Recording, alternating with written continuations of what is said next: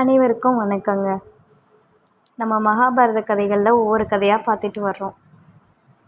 அதில் இன்றைக்கி நம்ம பார்க்க போகிறது கடவுளை அதிகம் சிந்திக்கிறவங்க,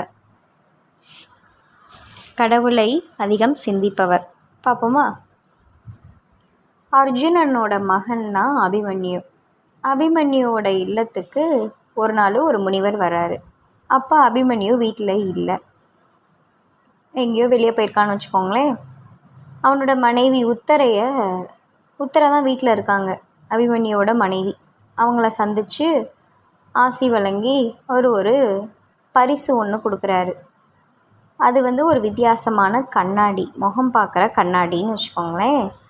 அந்த கண்ணாடியில் பார்க்குறாங்கல்ல, அந்த கண்ணாடியில் பார்ப்பவர் முகம் தெரியாதான், பார்க்குறவங்க முகம் தெரியாதான். யார் நமக்கு பிரியமானவங்களோ அவங்களோட முகம்தான் அந்த கண்ணாடியில் தெரியுமா. உத்தரை கண்ணாடியை உற்று பார்த்தாலாம்.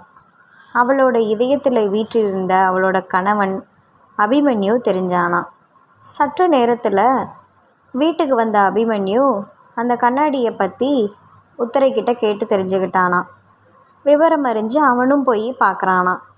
பார்த்தா மனைவி உத்தரை அவனுக்கு தெரிகிறாங்களாம். 2 பேரும் மனமொத்த தம்பதியராக இருக்கிறத கண்டு மகிழ்ச்சியில் மிதந்தாங்களாம். இந்த நேரத்தில் அபிமன்யுவோட தாய்மாமன் கிருஷ்ணர் அங்கே வந்தாராம்.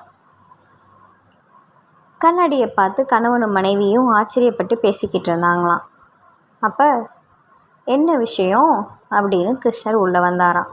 மாமா, இந்த கண்ணாடியை பாருங்களேன் அப்படின்னு அபிமன்யு சொன்னானாம். இதில் ஒரு விஷயம் இருக்குது.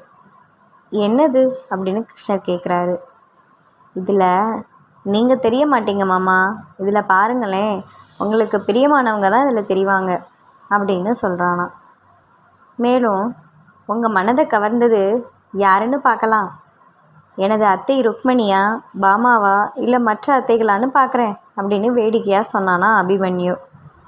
யாராவது ஒரு மனைவி அடையாளம் காட்டி இன்னொருத்தியிடம் மாட்டிக்கொள்வானா அந்த மாயவன்?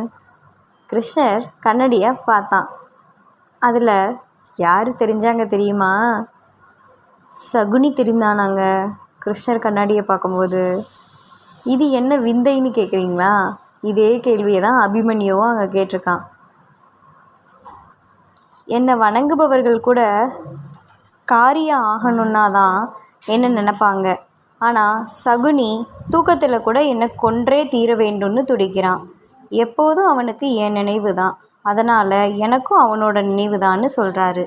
நோக்கம் எதுவானாலும் பக்தர்களை விட நாத்திகர்கள் தான் கடவுளை அதிகமாக நினச்சி கொண்டு இருக்கிறாங்க. இது உண்மைதான மக்களே? கடவுள் இல்லைன்னு சொல்கிறவன் தான் அதிகமாக கடவுளை பற்றி நினைக்கிறான், சிந்திக்கிறான், கடவுள்ன்ற வார்த்தையை அதிகளவு உச்சரிக்கிறான் அப்படின்னு சொல்லி இந்த ஆழமான உண்மையை கிருஷ்ணர் அப்போவே சொல்லிட்டாரு.